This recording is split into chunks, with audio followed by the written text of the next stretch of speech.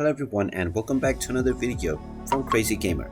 In this video, I'm going to show you how to delete your account on the Raid Shadow Legends game. So let's get started right away.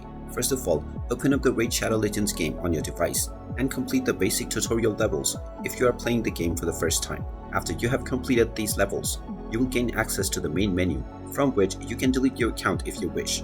If you chose a different character than the one you would like, then you can immediately restart your game by deleting your current account. Tap on the account icon at the top left corner and then tap on Info from the settings page. You will now see the Delete Account button, which you can tap on, and you will be asked whether you just want to delete your account or you want to start a new account. You can also choose to play on a different account by logging in through a different account. Just choose whichever one of these options applies to you and then tap on the Continue button. If you are logged in using your Plarium ID, you might be asked to enter your Plarium ID password. So just enter your Plarium ID password, and after entering your password to confirm your identity, your account will be scheduled for deletion and you will be logged out from the Raid Shadow Legends game. Now if you don't log back in for another 2 weeks, your account will be permanently deleted. And there you have it. That is how you can delete your account on the Raid Shadow Legends game.